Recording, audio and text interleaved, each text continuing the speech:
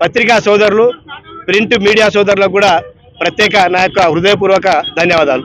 ఈరోజు ఈ ధర్నా పెట్టడానికి ముఖ్య ఉద్దేశం ఏంటంటే నేషనల్ హెరాల్డ్ అనేది జనాలకు చాలా తెలియదు. ఇదేందో అనుకుంటున్నారు. నేషనల్ హెరాల్డ్ అనేది ఒక పత్రిక. 1938లో ఈ పత్రికను స్థాపించారు. ఆ రోజు ఈ పత్రికను స్థాపించిన వాళ్ళు ముఖ్యులు నెహ్రూ గారు, సర్దార్ వల్లభాయ్ పటేల్ గారు, మరి చాలా మంది పెద్ద మనుషులు ఉన్నారు దీని వెనకాల. వాళ్ళందరూ మన భారతదేశానికి స్వాతంత్రం రావడానికి కారణాలు, అందరూ కష్టపడ్డారు.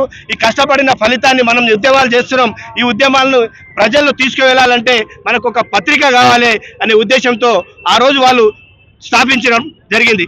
కానీ ఈ పత్రిక రాను రాను కొద్దిగా క్షీణించి మూలకొండ తర్వాత 2004లో ఈ పత్రికను యూపీఏ గవర్నమెంట్ వచ్చిన తర్వాత ఈ పత్రికలో మరి దాదాపుగా మరి కాంగ్రెస్ పార్టీ పత్రికను తేవాలి. మరి ఈ పత్రికను మరి ఈ ప్రజల్లో కాంగ్రెస్ పార్టీ చేస్తున్న సేవలను అందరినీ ప్రజలకు తెలపాలనే ఉద్దేశంతో ఈ పత్రికను దాన్ని మళ్ళా ముంగలికి తీసుకొచ్చి కొంతమంది నాయకులు మరి ఇతరత్ర శిక్షణ సంస్థలు వాళ్ళందరూ కలిసి దీనికి డొనేట్ చేసి పత్రికను ముందరికి తీసుకురావడం జరిగింది. అప్పటి నుంచి ఎప్పుడైతే 2014లో కేంద్రంలో బీజేపీ ప్రభుత్వం వచ్చిందో ఆ రోజు నుంచి ఈ రోజు వరకు కూడా సోనియా గాంధీని మరి రాహుల్ గాంధీ గారిని, ఎందుకంటే ఈడీలు మరి సిబిఐ కేసులు పెట్టి హరాస్మెంట్స్ మనం ఎన్నోసార్లు ధర్నాలు, కాంగ్రెస్ క్యాడర్ ధర్నాలు చేయడం జరిగింది. మరి వారికి మద్దతుగా ప్రజలు మొత్తం కేంద్ర నేషనల్ నుంచి ప్రజలందరూ మద్దతు తెలపడం జరిగింది. ఏంటంటే వాళ్ళకి సిబిఐ, ఈడీ తప్ప బీజేపీలకు వేరే దొరకదు.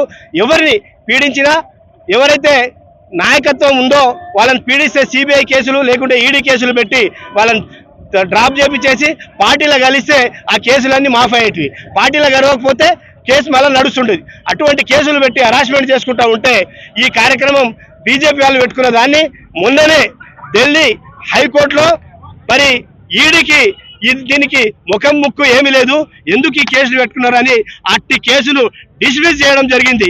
ఇది బీజేపీ ప్రభుత్వానికి, మోడీకి, అమిత్ షాకు చెంపపెట్టు లాంటిది. వారు వాస్తవంగా ఈ కేసును డిస్మిస్ చేసినాక సుప్రీంకోర్టు ఎప్పుడైతే హైకోర్టు డిస్మిస్ చేసిందో దీని తర్వాత వాళ్ళు బీజేపీ నాయకత్వం మోడీ గారు రాజీనామా చేసి బయటికి రావాలి, మరి ప్రజల తీర్పును కోరాలి. ఏదున్నా మొన్న అమిత్ షా గారు పార్లమెంట్లో కాంగ్రెస్ ఏది చేస్తే దానికి మేము యాంటీ చేస్తామని చెప్పడం ఎంత వరకు సమంజసం?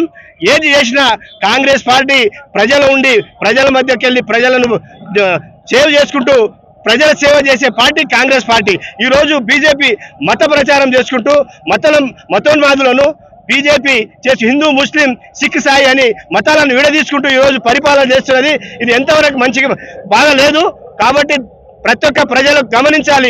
ఏదైతే బీజేపీ వాళ్ళు చేస్తున్న మూర్ఖత్వము పరిపాలన ఉందో దీన్ని గమనించి మరి దీన్ని పారదోలేయడానికి మనమందరం సిద్ధమై సోనియా గాంధీ, రాహుల్ గాంధీ గారికి తప్పకుండా వాళ్ళ వెన్నుంటూ ఉండి కాంగ్రెస్ పార్టీ ఉంటుందని చెప్పుకుంటూ అవకాశం ఇచ్చిన అందరికీ ధన్యవాదాలు తెలుపుకుంటున్నాను.